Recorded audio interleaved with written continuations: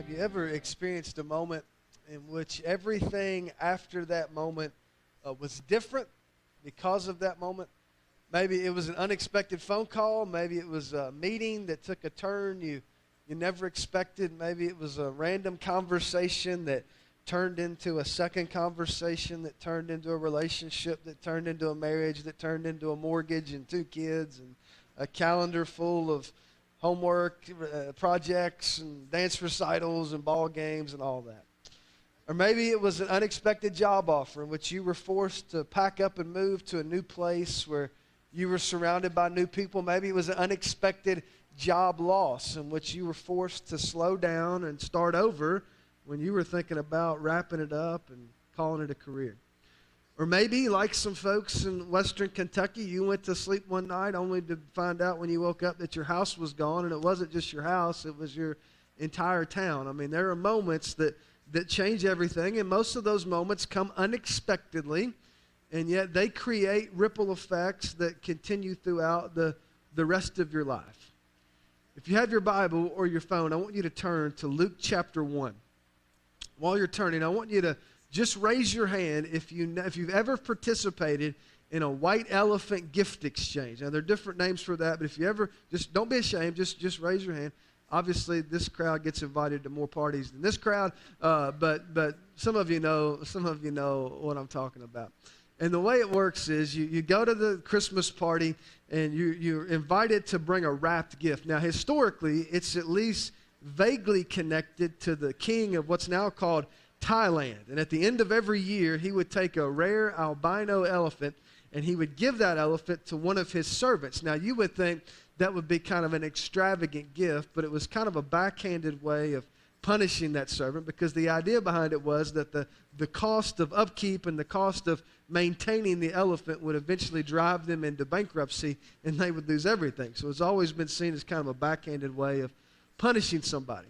But today it's evolved into this game that we play at Christmas parties, and you bring your wrapped gift and you put it in a pile of other wrapped gifts, and then people draw numbers and you go through. So it's your time to pick out your gift. So you grab one of these gifts, you open it, and then the next person grabs a gift and they open it. And the cool part about the game is if you get something that you don't like and somebody else has something that you do like, you can steal their gift. You can exchange their gift. The only rule when it comes to the white elephant gift exchange is that for the game to work like it's supposed to, all the gifts have to be of similar value. I mean, if one of the gifts is worth a lot more than the other gifts, then people are going to do, what people do, and they're going to get mad, and they're going to storm out, and they're going to try everything to steal that gift.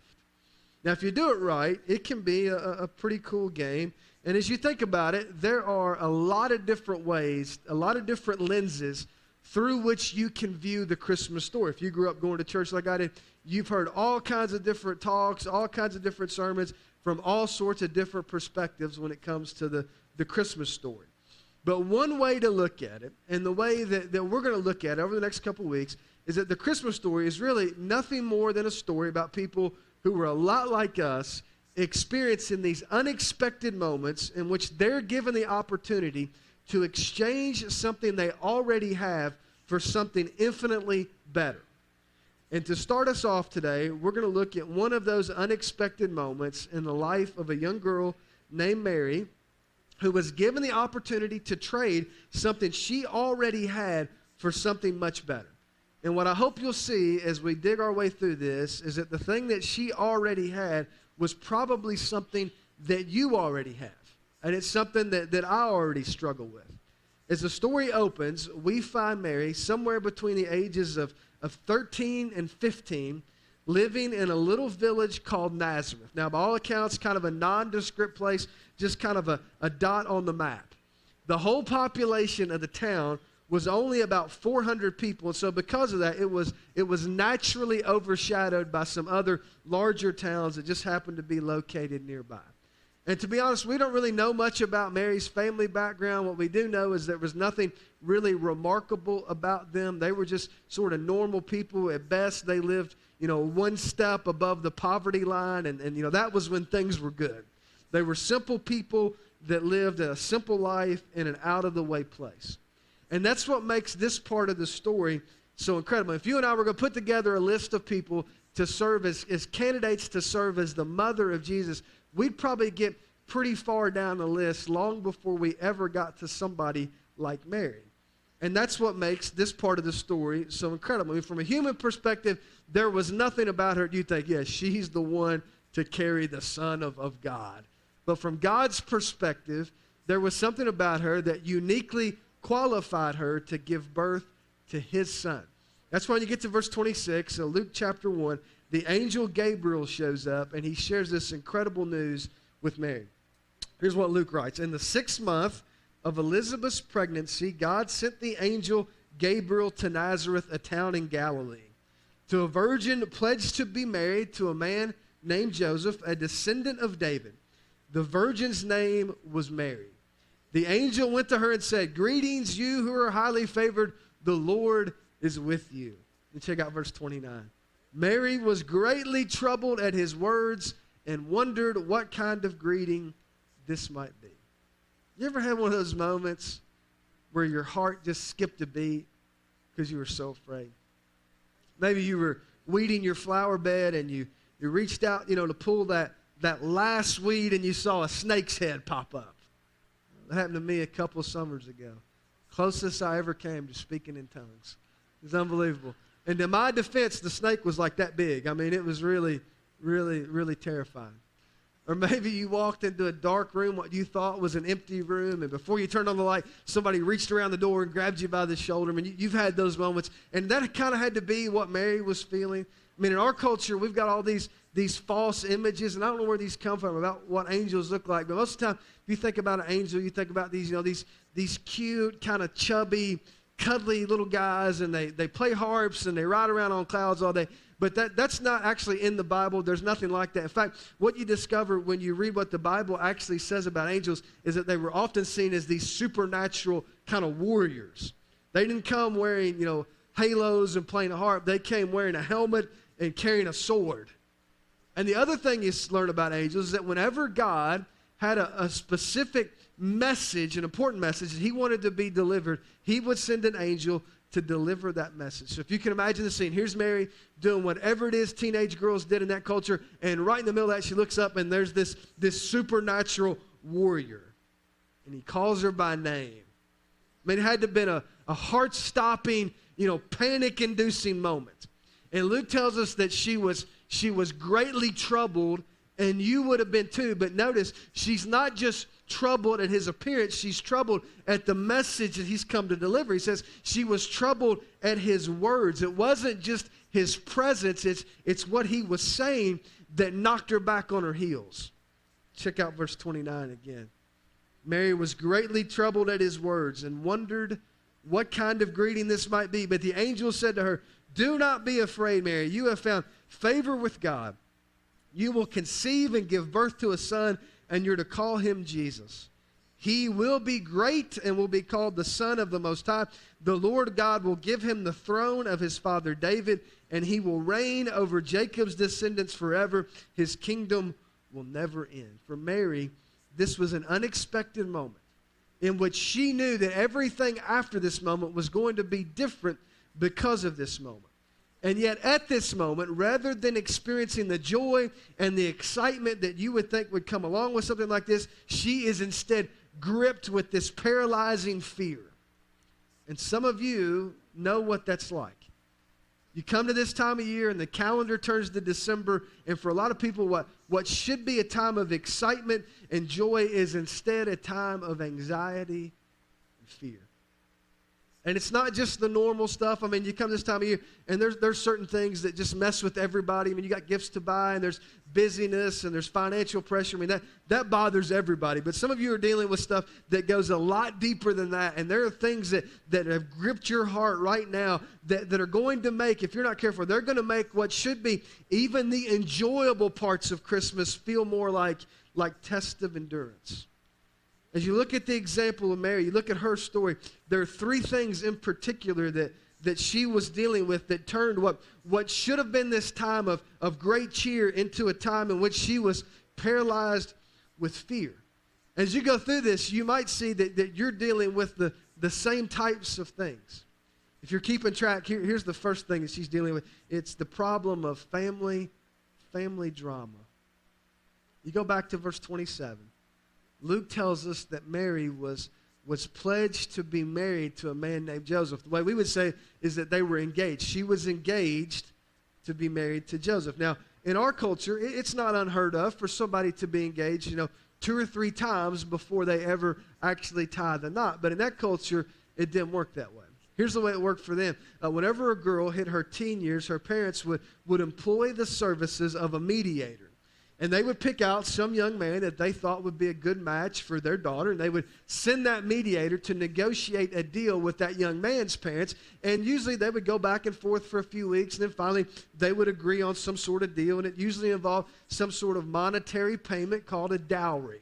And then once the check was signed and the contract was signed, they would then take the young man and the young woman and they would introduce them to each other. And they would have this week-long celebration of their engagement. Now, if that sounds weird to you, just keep in mind that's still what they do in many parts.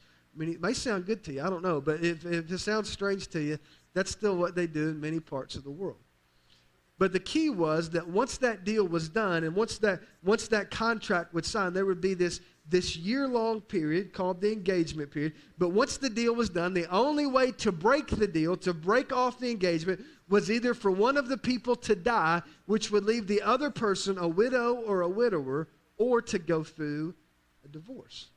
See, in that culture, in the first century, the engagement was just as binding as the marriage. So the only way once you got in, the only way you could get out was either through death or a lengthy divorce process. Now, with that in mind, put yourself in Mary's shoes. I mean, if what the angel Gabriel has just told her, she knows it's just going to be a couple of months until she's going to be forced to have some pretty awkward conversations with some people she loves. Just imagine trying to sit down on your couch in your living room and explain to your parents how you got pregnant even though you've never had sex. Imagine how that conversation would go. Imagine the questions that you'd be asked and the accusations that you'd have to absorb. Imagine the disappointment and the disillusionment that would just etch itself all over their faces as they realize that the dream that they've been building for you is now coming unraveled and it's all your fault. And then if that's not bad enough, imagine the conversation you'd have with Joseph. I mean, you think it's hard to explain it to your parents. Imagine going across town and explaining it to your fiance. We really don't know much about Joseph, simple guy, carpenter by trade. So here's this guy in this out-of-the-way place, used to working with, real stuff. He works with his hands. He's not used to hearing fairy tales about angels showing up and babies being born without earthly fathers. And the way I envision this, the more Mary talks, the more questions he has. And the more questions he has, the madder he gets. And she keeps trying to explain it, and he keeps thinking, yeah, right. I mean, nobody could believe the story that she was telling. Then you add into all of that the fact that they live in a small town of only 400 people. Now, I'm going to say something, and this may shock some of you. Hope it doesn't. This may shock you. Did you know in a small town there are some people who love to insert themselves in other people's business? Did you know that? I mean, it's not everybody, but there are people, and it's like their favorite thing to do is talk about stuff and give opinions about stuff that really doesn't have anything to do with them. And Mary's going to be on the receiving end of all of that. Every time she walks past a crowd of people, guess what? She'll feel the stares. Every time she walks past somebody, she's going to hear those whispers. And to make it worse, according to the Jewish law, if you were pregnant out of wedlock, the punishment for that was you were to be stoned. And even if you survived the stoning, it wasn't just the physical violence that made it so awful. It was the inevitable piling on that would continue long after the physical pain was over. And here's what I want you to understand. As Gabriel shared all of this with Mary, she knew all that. She knew what was about to happen.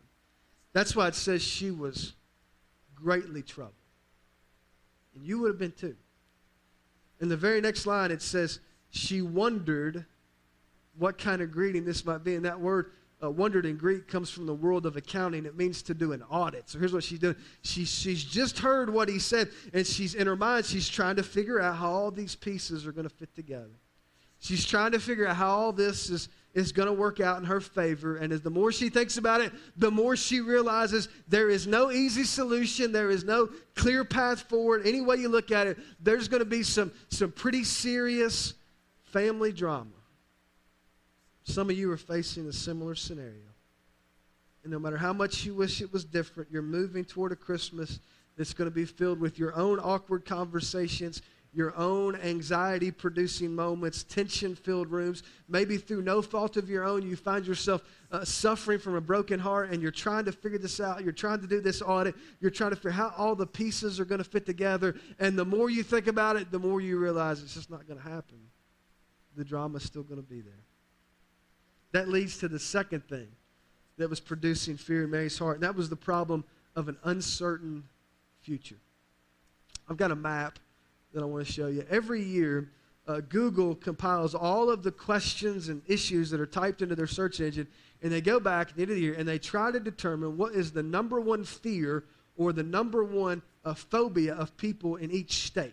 Now, 2020, at the end of last year, it was all germs and viruses, and you understand why. But this year, it's been different. So they released this just this past week. And, for example, if you look at Kentucky, according to Google, and again, I don't think this is scientific, but here's what they came up with. They said that the number one fear of people in Kentucky is water. Now, I don't know why that would be, and I can't explain that, but that's what they said. But as you look across the map, you'll see some other interesting things. You'll see heights and blood and spiders and snakes and if you go to Wyoming and you want to mess with some people, you can dress up like a clown because apparently that's their big thing. But you see all these weird things. But if you look across the map and you actually look at how they broke them down, there were three that appeared more than any other. The number one fear of people in the United States, according to Google, this year is the fear of failure. You understand that? Followed up by the fear of intimacy. And then the third on the list was the fear of being alone. Now, put yourself in Mary's shoes. Here she is. She's heard this. She's got all these questions. She's trying to plot her next move. And when you think about it, what should have been the most exciting, the most joy-filled period of her life has now been almost ruined. I mean, if she's like most girls, what's she been doing? I mean, since the time she was a little girl, she's been planning her wedding. And now that it's drawn closer, the excitement is just overwhelming. Every day she's getting on Pinterest and she's looking at wedding dresses. And every night she's watching, Say Yes to the Dress and HGTV. And she's thinking about the home that she and Joseph are going to build in the future. She's probably got a list of names somewhere, what she's going to name her children. Maybe she's even practiced signing her new name on a blank piece of paper. And now all of that has been thrown into question. And she has no idea what to expect. She's got all these what-if questions that are haunting her. Questions like, what if my parents don't believe me and they kick me out? What if Joseph doesn't believe me and he breaks off the engagement?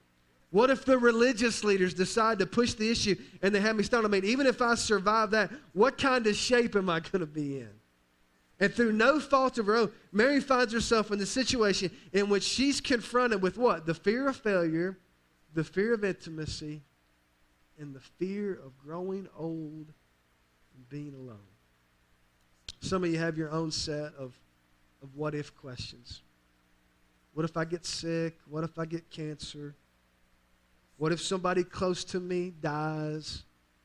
What if I lose my job? What if my marriage doesn't survive? What if my kids don't straighten up? What if I go bankrupt? What if 2022 is worse than 2021 and worse than 2020?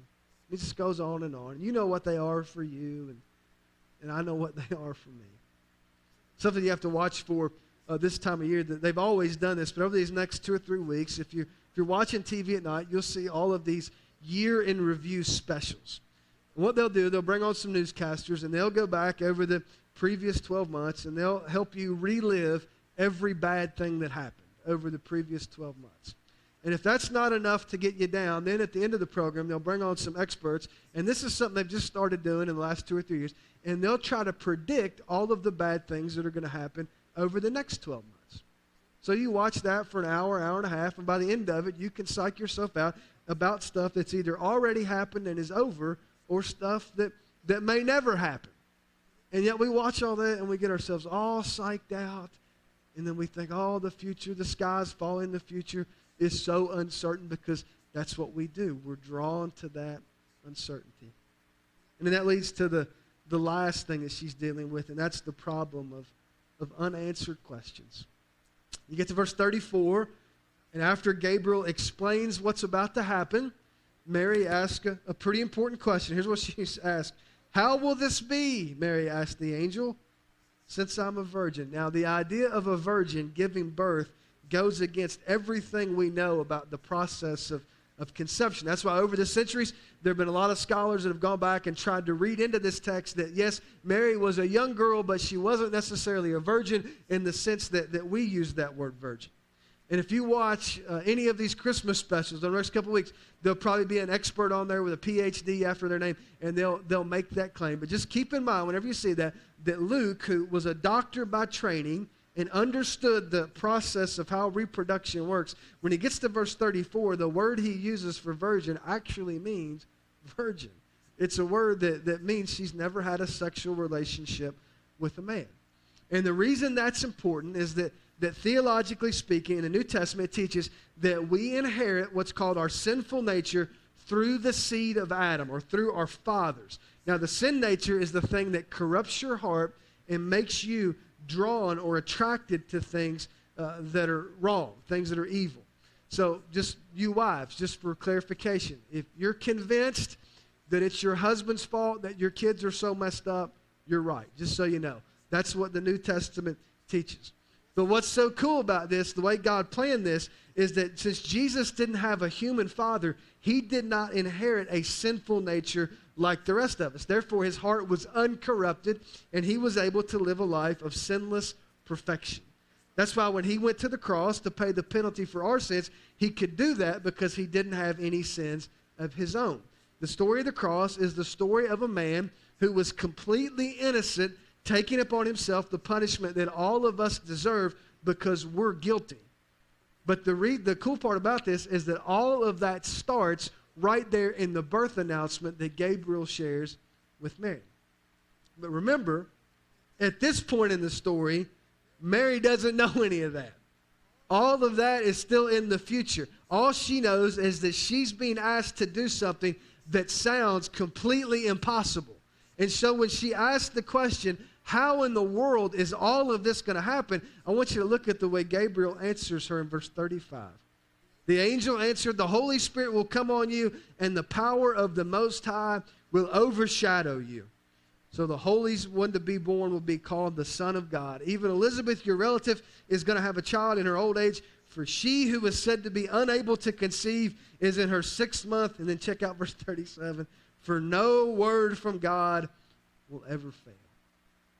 I don't know how to explain the mechanics of this, but I do know that verse 37 may be the most important verse in the whole Christmas narrative. I mean, everything Gabriel has just told Mary sounds impossible.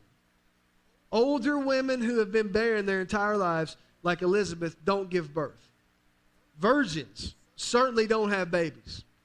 And what in the world is all of this talk about a peasant girl being chosen to bear the son that's going to, save the world from their sins? I mean, none of that makes any sense. That's why verse 37 is so important. Your translation might say it like this: for nothing will be impossible with God. And the thing that's so cool about that is, you know what that word nothing includes? Everything. It's like Gabriel is saying, hey, I know this all sounds crazy, but don't worry about it because nothing's impossible with God. Or another way to say it would be, with God, all things are possible, because if nothing is impossible, that means that anything is possible. Just like nothing includes everything, everything includes anything. And so that same phrase gets translated different ways. Sometimes it's nothing will be impossible, and sometimes it's all things are possible. And here's what that means. That means that whatever you're dealing with right now, whatever it is that's making you miserable, whatever the thing is that's keeping you up at night, the family drama, the awkward conversations that you know are coming, the family events that you would give anything to avoid attending, the encounters that as soon as you think about them put a knot in your stomach, the uncertainty of the future, all the what-if questions that keep running laps around your mind, even all those unanswered questions, all of those things, according to Scripture, can be resolved through a relationship with God. And you say, well, I don't see how that's possible. And that's true from your perspective. It might be impossible, but you have to remember that with God, nothing's impossible. And since nothing is impossible, that means that anything is possible. That's why when you get to verse 38, you see Mary's response to all this. Check out what she says. I am the Lord's servant, Mary answered. May your word to me be fulfilled. And then the angel left her. What's her response? It's unconditional trust. So if you read this too fast, you'd be tempted to think, well, that's cool. Mary has this moment, and the light comes on, and all the pieces fall into place, and everything makes sense, and all the issues are resolving. That's kind of that fairy tale moment, that Hallmark movie moment that all of us hope for, but that's usually not how it works. I mean, that's certainly not how it worked for Mary. Instead, Mary had to make a decision that she was going to trust God's plan unconditionally, even when she didn't understand it. Let me say it again. Mary had to make a decision that she was going to trust God's plan unconditionally, even when she didn't understand it. See, for her, the family drama was still there. The uncertainty of the future was still there. All of the unanswered questions were still unanswered. The only thing that was different was that she decided to humble herself and trust God's plan, even when she didn't completely understand it. And in one unexpected moment, she accepts God's offer to exchange her fear for faith. And for her, that was the moment that changed everything. And the ripple effects of that moment continued on throughout the rest of her life. Some of you have had a moment like that. You've had a moment where you still have plenty of questions. There were still plenty of issues swirling around you, but you decided that rather than continuing to follow your plan, you were going to submit and humble yourself to God's plan. And for you, that was the moment that changed everything. And as you look back over your life, you're thankful you had that moment, because if you hadn't had it, you don't know what your life would look like today. For others of you, that's a moment that you've yet to experience. Maybe you've thought about it, you've talked about it, maybe you even intended to do it, but for whatever reason, you just haven't done it. I mentioned the game, White Elephant, earlier, and you know how it works. The only real hard and fast rule when it comes to how this is supposed to work is that all of the gifts in the pile need to have a similar value. They need to be worth something similar, because if not, the game breaks down. And so in order to ensure that happens, usually the person hosting the party will send out either a target price or a spending limit so that everybody's on the same page. And depending on who's at the party, you know how it goes. It might be $50, it might be $25, might be $5, I mean, whatever. But I want you to imagine that you came today and we were doing this ourselves. So everybody brought a gift, and the target price was $10. So everybody brings a $10 gift wrapped, and you know what a $10 gift looks like. You open it up and you're going to find, a pair of gloves, maybe a keychain, a coffee cup, maybe a candle holder, some kind of stationery. There might be a pair of those, fuzzy house shoes that everybody likes this time of year. I mean, you know what $10 looks like. So you draw your number, you take your gift, and you open it up. Oh, hey, a candle holder. That's awesome. And the guy next to you takes his gift, and he opens it up. Hey, some house shoes. That's awesome. $10. You know how it goes. But then let's just say in the middle of the game, somebody opens their gift, and they open it up, and they can't believe what they're seeing. Because instead of a $10, set of stationery, or a $10 keychain or a pair of gloves, that what they discover is that inside their box is a vintage Rolex. Not even a fake one, but a real one.